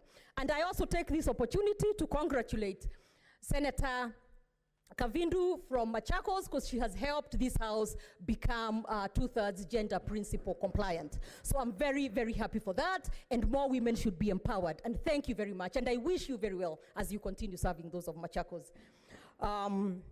So as I conclude, as I can see my light is on, let me talk about this issue of the politics of us versus them that this BBI pretends, or this constitutional amendment bill pretends to want to cure. We live and we are in a democracy. Our politics is of a democracy. You win, you take the government, you lose, you go home and wait for the next time around. We do not need a constitutional amendment to appease the loser. You go work hard, build a coalition, and come back the next time. We saw in the US Congress, actually in the US Capitol, back on the 6th of June 2021, where there was an insurrection and a mob that rioted and wanted to go ahead by force and reverse the win of President Joe Biden, because these rioters were the supporters of former President Trump. But what we saw is what needs to happen here. There is no room and there is no day that the person who loses can then take power by force. What should happen is, if you lose, you go back, take an account of what it is that went wrong, and then try to do better next time. And if you're lucky, then you take over. But you cannot tell us that we need to amend the Constitution to appease two people. It is their problems and not the problem of this country. So I completely disagree with that we need a constitutional amendment to avert bitterly contested elections. That, my friends, is the nature of democracy. And if you're not up to it, then stay away from the kitchen. Don't run for anything, go sell ice cream. That may be the best career. So for right now, as far as the 35% to the counties, we know that right now 15% under the Constitution is the floor and not the ceiling. So if the government had goodwill, it would give the counties even 40%. My point being, yes, in time, it would be good to put it in the Constitution. But right now, it is not a priority. The government can give more. The government is broke. The government has even been unable to give 15% to the counties as we stand. They are owed almost 100 billion. So when you talk to me about quickly putting 35% in the Constitution, first show goodwill by giving the 15%, and then next year maybe put 20% or 25%, and then I'll believe that you can do it. We had a ward development fund by Senator Kangata of Muranga. If we really have goodwill and we wanted to make sure that we entrench that devolution and come up with a ward development fund, the two handshaker principals can call their MPs, and the ward development fund would not be gathering dust in the National Assembly, but instead would be passed, and we would not need to be discussing that as a constitutional amendment, because it would be in the law. I do support the county assemblies controlling their own funds and not being controlled by governors. As a former speaker, I know how crazy that gets, as governors then use that as a stick and carrot. So that we could do as a legislation by both the National Assembly and the Senate. So I do not believe there is anything urgent at this point in time requiring a constitutional amendment. So I stand here to oppose this constitutional amendment. There is some good things in it, but even if you bake a nice cake with a little bit of poison, it's still gonna kill me, so I'm not gonna take it. I oppose. Thank you. Asante sana kwa mchango wako, Senator Susan Kihika kutoka Nakuru. Senator Mary Senator kwenye mtandao.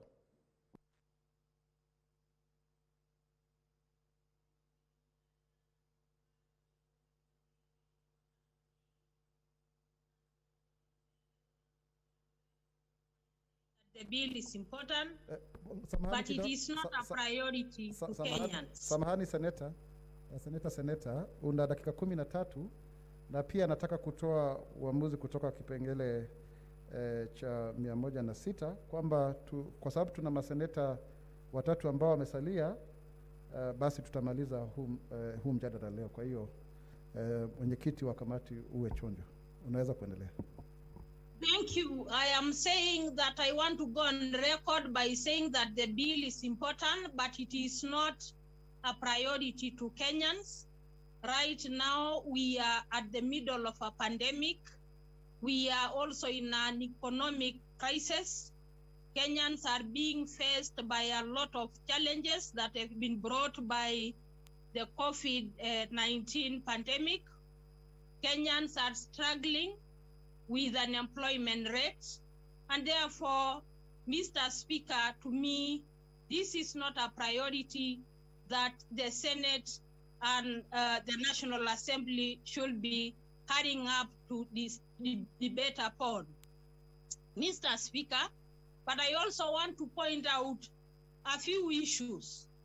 Mr. Speaker, in this bill, where is a clause that is ensuring that women are going to sit at the top level of leadership in this country?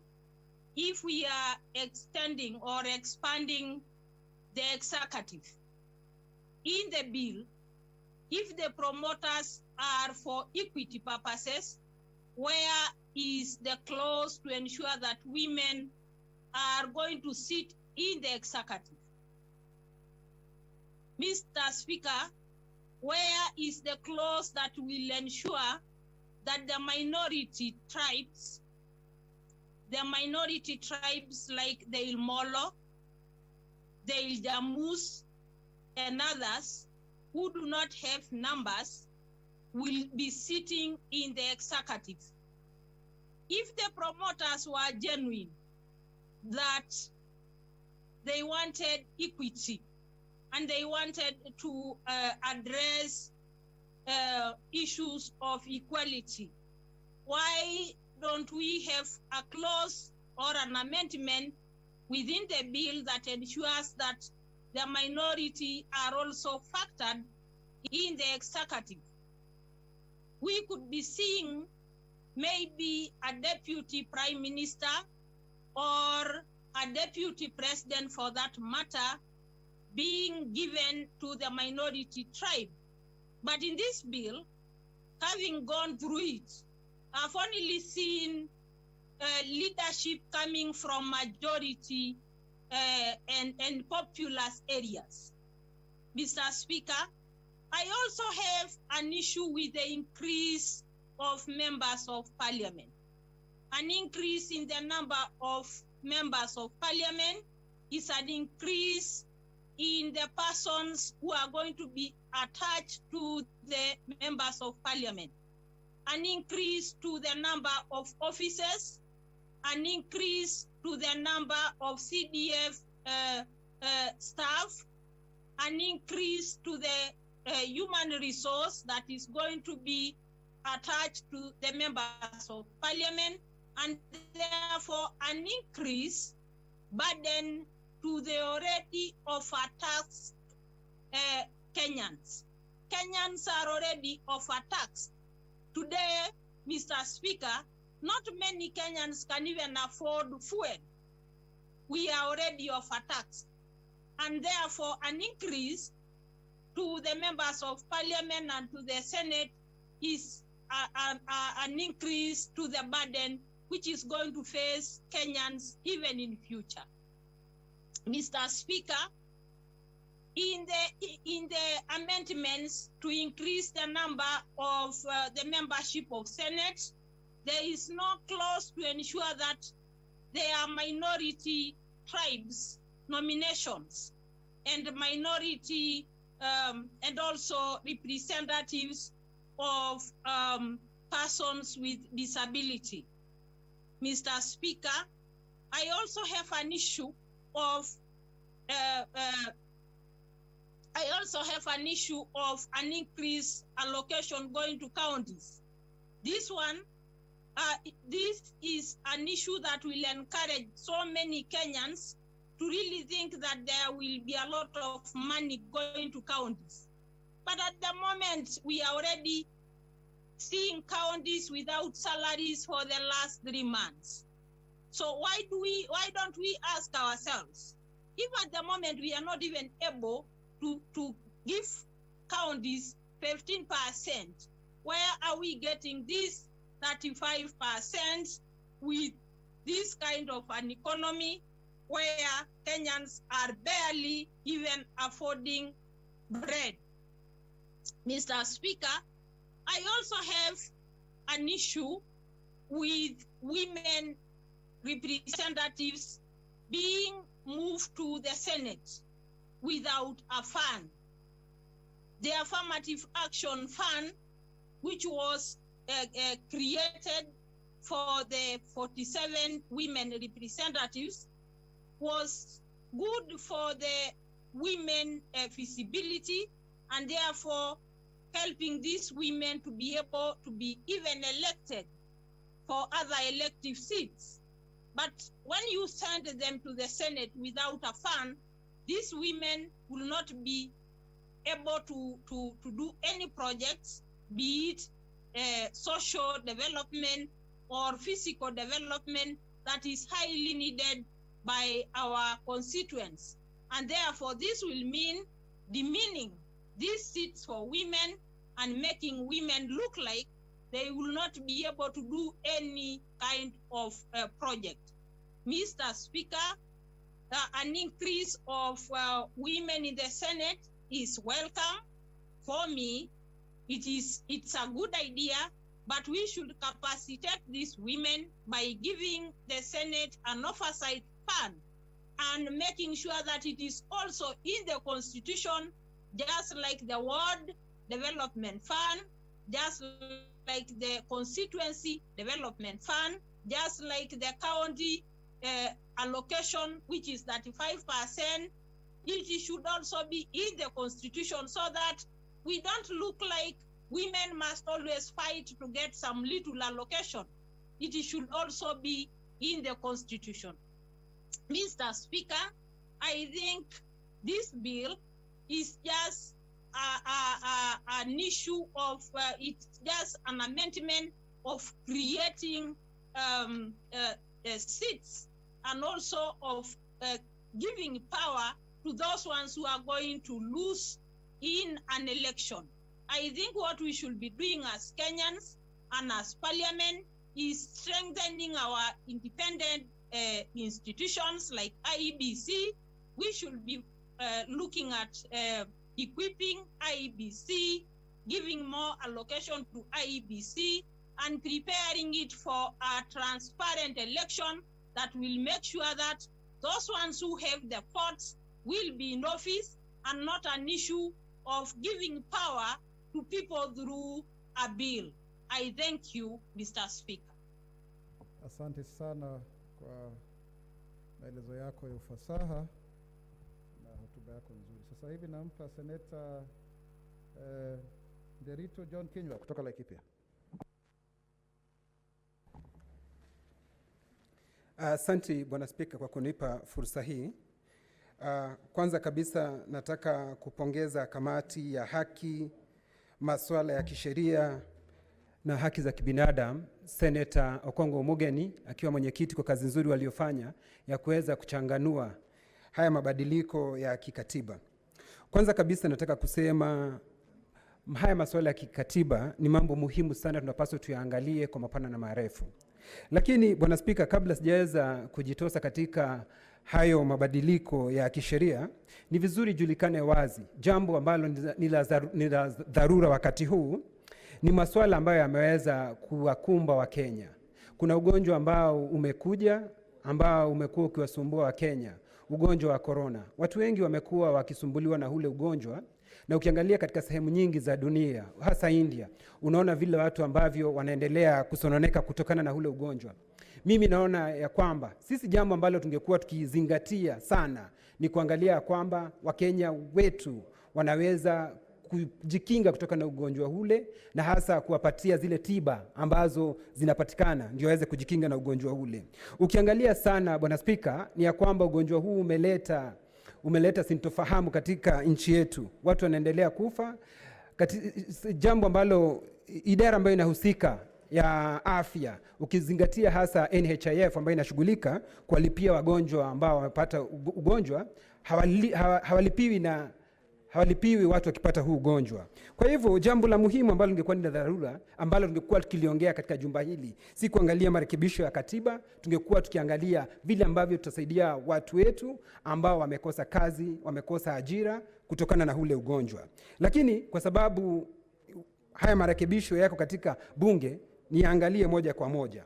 Jambo la kwanza ambalo linasemekana ni ya kwamba tutakuwa na mawiano, kwa Kiswahili, kwa Kiingereza wanasema inclusivity, kwa sababu kutakuwa na viti, kutakuwa na waziri mkuu, naibu waziri mkuu, pamoja na wale wengine ambao wameongezwa. Na nikasikia wenzangu wakisema ya kwamba ukileta hao viongozi, ulete viongozi waongeze, Kenya watu hatapigana tena.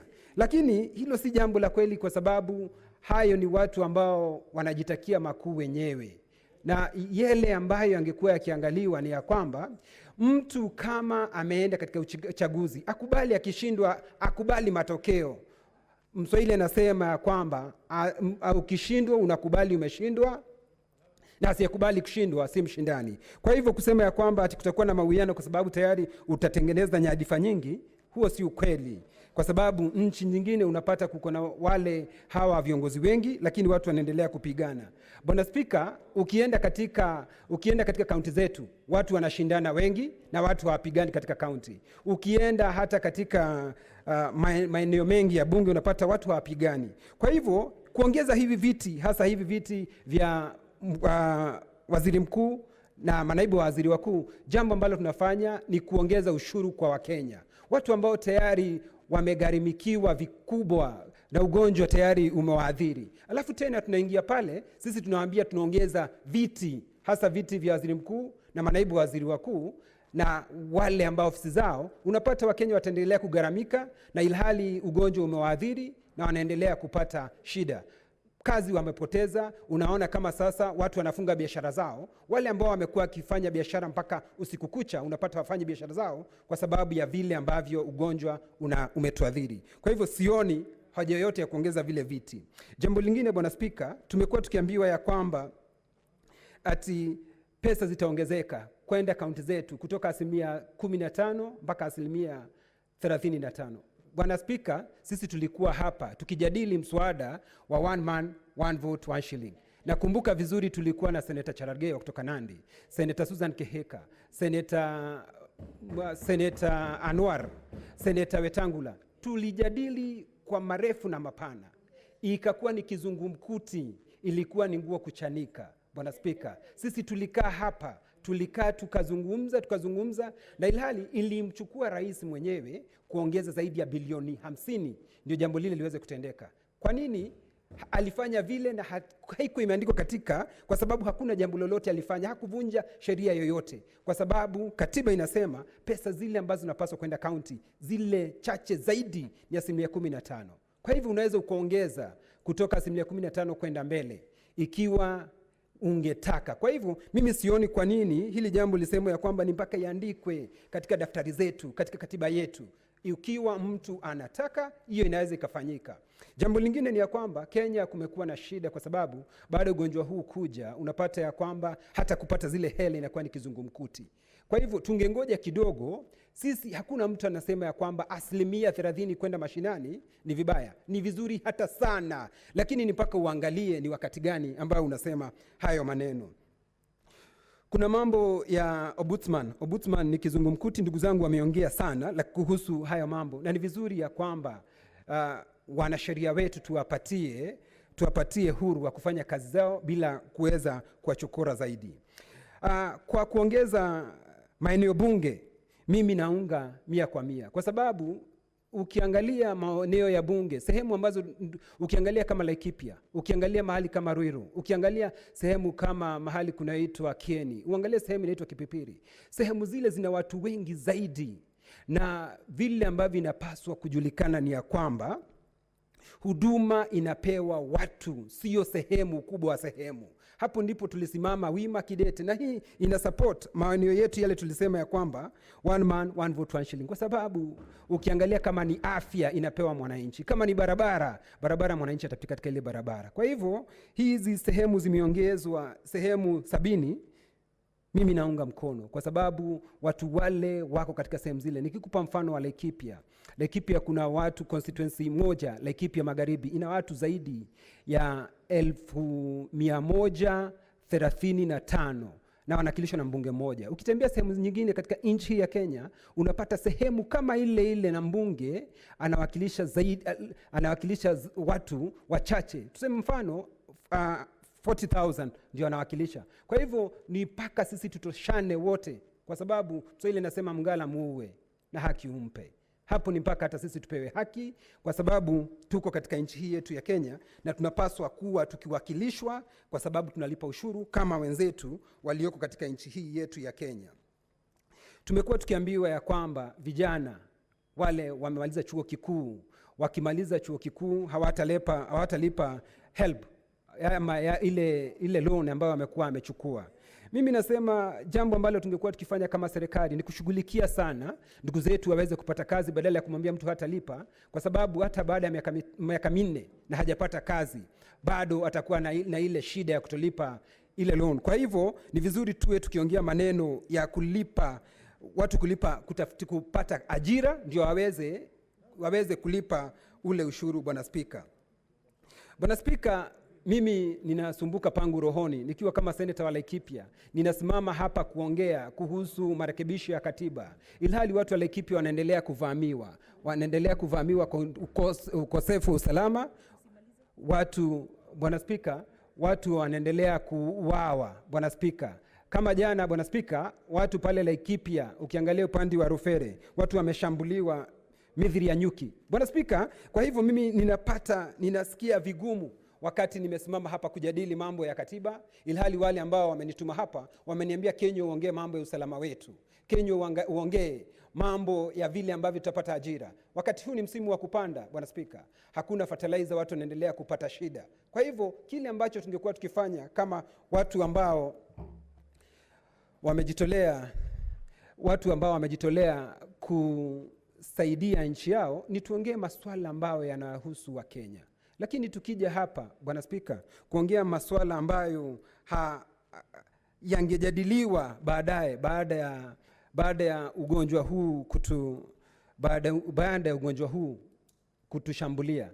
Ukiangalia Bwana Spika, wakati tunaongea na wewe tunasema ndio tutaongeza pesa katika county. Mimi nasema inshallah vizuri kabisa. Lakini ukiangalia pesa zile ambazo zinaenda county, tumekuwa hivi juzi tukiangalia vile ambavyo vimetumika katika corona. Unapata county nyingi Bwana Spika hazitumii hela vile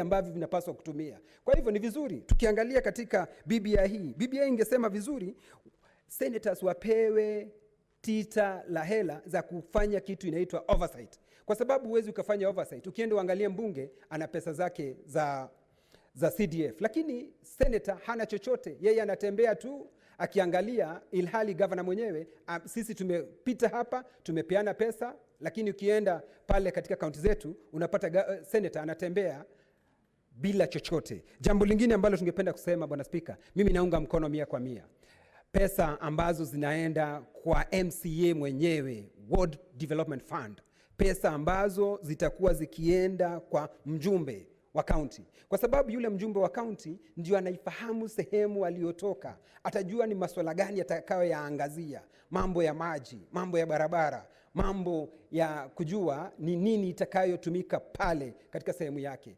Lakini hiyo ingewezekana kwa sababu Kang'ata, mjumbe ama senator wa kutoka pale Murang'a, alikuwa ameleta ule mswada pale, lakini kwa sababu katika BBI hilo ni jambo ambalo sisi tutaweka mkazo ndio tuweze kupitisha. Lakini ingekuwa vizuri kama hii BBI Bwana Spika tungekuwa tukiangalia kipengee kwa kipengee, tunaangalia ni kipi kizuri tunaweka, tuweze kujua sukari ni nini, hiyo tunapitisha. Tukiona chumvi ni nini Bwana Spika, kwa sababu pengine chumvi wewe itakukera kidogo, tunaondoa. Hiyo ndiyo jambo pengine tungeangalia kipengee kwa kipengee. Hilo ndiyo jambo ambalo naona ingetufaidi zaidi Bwana Spika. Bwana Spika, tumekuwa hapa tukijadili mambo haya. Samahani Mheshimiwa Senator Kinyo, unamaanisha kwamba Mheshimiwa Spika hawezi akastahimili chumvi?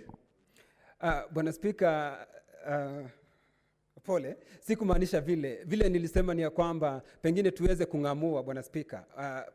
Nilitaka tu pengine ni kulinganisha, nilikuwa nikilinganisha, sisemi huwezi ukastahimili, lakini najua unaweza ukastahimili, pengine ni kiwango cha chumvi ambacho kitakachokuwa tukisema. Bwana Spika, jambo ambalo lingine ningependa kusema ni ya kwamba katiba ambayo tunaijadili siku ya leo, tumesema ya kwamba katika katiba yenyewe ambayo nikiangalia marekebisho yaliyoko, inasemekana ya kwamba ati county ambayo haiwezi ikapata mara 3 ya vile ambavyo pesa zimepana ule ingine. Bwana Spika, hiyo ni vizuri ijulikane Bwana Spika. Hiyo mimi naunga mkono kwa sababu Bwana Spika, sisi sote tuko sawa katika nchi yetu ya Kenya, na tukiangalia kabisa Bwana Spika, sehemu ambayo mimi nawakilisha Bwana Spika, tumebaki nyuma kwa muda mrefu, na ikiwa wakati umekuja wa sisi kuweza kunufaika, kwa sababu sisi wote ni Wakenya Bwana Spika, na Wakenya wote wana huru, wana haki ya kuamini sisi sote ni Wakenya. Najua kama Kiambu Bwana Spika, nyinyi wenyewe umekuwa na shida nyingi, unapata mtu mmoja anapata elfu kama 5, na ukiangalia sehemu zingine mtu mmoja pesa zikigawa kabisa anapata zaidi ya 17,000. Hiyo sio haki Bwana Spika. Kwa hivyo ni vizuri mambo yote yalinganishwe, na sisi sote tuseme ya kwamba sisi ni Wakenya, ndio tuweze kutembea pamoja. Bwana Spika, asante. Asante sana kwa kujieleza vizuri sana, ila ungaliingia kwenye mashaka wakati ulikokuwa unasema kwamba Spika hawezi kustahimili makali ya chumvi, lakini nakubaliana naye kwamba lazima tugawe fedha kulingana na wingi wa watu, kulingana na rasilimali. Sasa hivi nampa nafasi mzee wetu seneta wa Kisii, Seneta Profesa Samson Ongeri. Na kabla hujazungumza, nafikiri ni vizuri niseme kwamba idadi ya maseneta imeweza kuongezeka, kwa hiyo hatutaweza kuzidisha muda wa kikao zaidi ya saa 12:30. Nafikiri kutakuwa na kikao maalum kitakachorejelewa Alhamisi, ndiposa maseneta kama Uchilo Wayako na Christine Zawadi Gona waweze kuchangia. Seneta Ongeri. Thank you, Mr. Speaker, for giving me the opportunity to contribute towards this very important debate. First, let me say this, that in any nation, in any country, the element of cohesion is so important for the survival of its own citizens. And that's why, if you look at the historical perspective of this nation, when in 2000 to 2002, there was this contentious clause of Article 2A of the Constitution. And when we went around, and the chair was Professor George Saitoti, and I was the vice chairman, whether we should amend that clause, everybody was saying, yes, there was no need to be able to have a single party. We need a multi-party democracy. And when this decision was put to vote at Kasarani, all of you, those who were there, will remember that a lot of people opposed that proposal. And at the end, the president saw in his wisdom, late President Moi, that it was prudent for the nation to move together so that we avoid any controversy that may arise, and ask the membership of KANU at that stage to allow Article 2A of the Constitution to be in, and that ushered in the multi-party democracy that we have today. And I remember his vice president then joined the DP and subsequently became the president of this nation. Again, if you remember, run up to 2007, we had what we call skirmishes, tribal clashes, and many other nasty situations. And that enlisted Kenyans to look for a way of understanding one another. And we had the Serena event, the Serena negotiation team, headed by the late His Excellency Kofi Annan, and we were able to manage that item extremely well. And I was a member of that committee as well, and quite a number of members of the senators who are here in this house. That brought in a constitutional moment, because the recommendation coming out of that committee then ushered in the 2010 constitutional moment that we agreed upon. And again, in order to put history into perspective, when we promulgated the 2010 Constitution, it was agreed that 80% of that constitutional articles were all right, but the 20% of it needed to be corrected. And as you know, our Constitution clearly spells out there shall be a review of constitutional boundaries on every 8 to 10 years. And that constitutional moment is now. It's now more than 10 years since we promulgated that constitutional, and that 20% needed to be looked at. Normally, this initiative would have been carried out by the IEBC, but unfortunately, because of the 2017 acrimony in the final results of the presidential vote, this ushered in a controversy that saw the country split in the middle. And let us not cheat ourselves. Let's accept one moment that the handshake did bring about peace in this nation. And peace is a priceless commodity. You cannot argue against it. You cannot be able to say that there was no peace. And therefore, when I see members of this House arguing that this is not an opportune time to amend the Constitution, they seem to be oblivious of the fact that this tranquility that they are enjoying now is as a result of that handshake.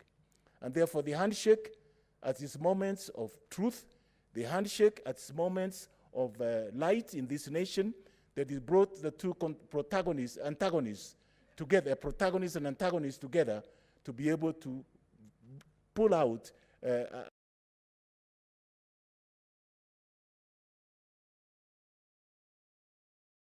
for purposes of record of this House. If all of you remember, the BBI was launched in Kisii County. And therefore, we were the first county to be able to launch the BBI. And at that time, we did enumerate the items that needed to be covered in the BBI. And finally, when the BBI report was ready, Kisii County was again the one where they launched the final BBI product. What baffles me today, that we took part in the launching of the BBI, we took part in the ushering in of the BBI report, but we end up with zero constituency. That in itself is not fair. And I think it's a matter that needs to be looked at, because when I look at the BBI report, it has very many good points, but what I really needed to bring about is, yes, it was by popular initiative, because it was anchored on the Article 257 of the Constitution. This was not a parliamentary process. And let's not argue whether it's a popular or it was for two people or not, but the issue is that it was a popular initiative, because a lot of Kenyans bought in, because they bought in the peace dividends that they were enjoying at that time. What we now need to do is look at these articles that have been elaborated in this Constitution, whether they are suitable or they are not suitable. We don't have to fight about it. We need to argue intelligently together. We need to consult each other intelligently together and see what is the best way for the Kenyans to move forward. Now, one of the things that I need to say is Clause 3, as inserted Article 114 on economy and shared prosperity. One of the nagging problems is there are two levels of government, the national government and the county government. But the sharing of those resources hitherto has been confined to about 15%. The Constitution now clearly spells out, this proposal in the BBI clearly spells out that this is no longer going to be day-to-day business. What is going to happen, that every county, when it comes to shareable revenue, they will be able to get 35%, and it's being anchored in the Constitution of Kenya. This is a good thing. We cannot say it's bad, and nobody's going to deny the counties to get the 35% shareable revenue that they have been denied for the last 10 years. And I think when it goes to that level, it will be a good thing. When it comes to the question of devolving the resources to the ward level, again, in this proposal by the BBI, they have quite cleverly argued that we can be able to create what you call a county assembly fund, which will be able to help in the area of devolution, because at the moment, the governors do not give, some of the governors, not all the governors, some of the governors do not give resources to the county assembly to function independently. And I think in this BBI, there's a moment for us to be able to create a fund for the county assembly so that they can be able to share those resources with the county assembly, and the county assembly will be in a position to oversight also the county executive on the funds and the resources that have been appropriated to them through the DORA and CARA process. And that's a good thing. And thirdly, that of the county revenue, both the national shareable revenue and the on-source revenue combined together, they should appropriate 5% as ward development fund. This will bring equity and equality to the ward development fund, because at that level, there is so much that has been left out. Some of the wards have been developed properly, others have not been developed equally, and therefore there will be a sense of equity that will be brought in this kind of resource allocation to the ward level, and therefore the development will be even and will be okay and will be proper. So in terms of resource mobilization, resource sharing, there has been enough adequate legal framework which have been put in place that will benefit from this particular item in the BBI proposal. I'm going through, because if I had to go through the text that I had written here, it would take too long. Just I want to summarize it. So that's the element of it that I'm quite happy with, and I don't think I have any qualms with that kind of proposal, because it improves on the current constitution, which is only 15%. One of the elements that I have seen in this proposal is that hitherto, this shareable revenue that goes to the county governments were unable to access the resources that have been allocated from the national government to the county government, simply because we have either not agreed on the division of revenue allocation, or we have not agreed on the CARA, county allocation revenue bill. And this has caused immense delay and difficulties for county governments to operationalize their activities. And therefore, in this BBI, there is a proposal that the control of budget can approve up to 50% of the shareable revenue, so that the county governments cannot come to a standstill and start borrowing money from the banks to be able to support the activities of the county governments, and therefore make them functional, not dormant. And this is a good arrangement in the BBI report. And I think that's a report that we should take on board, and we should agree that this is correct. There are many other proposals that have been also put in this BBI report. For instance, the appointment of ministers and the Prime Minister and the Deputy Prime Minister from the Parliament, from the National Assembly to be specific. For the first time, you know, we've been having problems of accountability and oversight in this place. When we wanted to oversight a ministry, you had to write a letter through the chair of the relevant committee to be able to go and source the information. And one of the things I've seen that the chair of the committees have been very frustrated, because sometimes the ministers are unable to respond to their answers that they need to bring to this house for debate and discussion. This has been amended. Therefore, ministers coming from Parliament, it's a good thing. I know at my time, when we were ministers, not only were we answerable to the Parliament as we are answerable to the constituencies, we are also answerable to the cabinet of the matter we bring to the House for debate and deliberations. And therefore, there would have been no excuse for government to say we are not represented in the House of Parliament, and therefore we cannot be able to provide this information. We are not even allowed to step in the precincts of Parliament unless by invitation. Now, this element has been cleared, and I think we're quite happy with that arrangement because it helps us to be able to do well. So, in as far as that arrangement is concerned, again, one of the contentious issues, every election, there's been contestation, there's been disputes, there have been disputes, there have been problems, there have been fights, loss of life, loss of opportunities for Kenyans to do business. And therefore, this BBI has been able to bring in a structure that will help us to address those issues that are very important and very critical.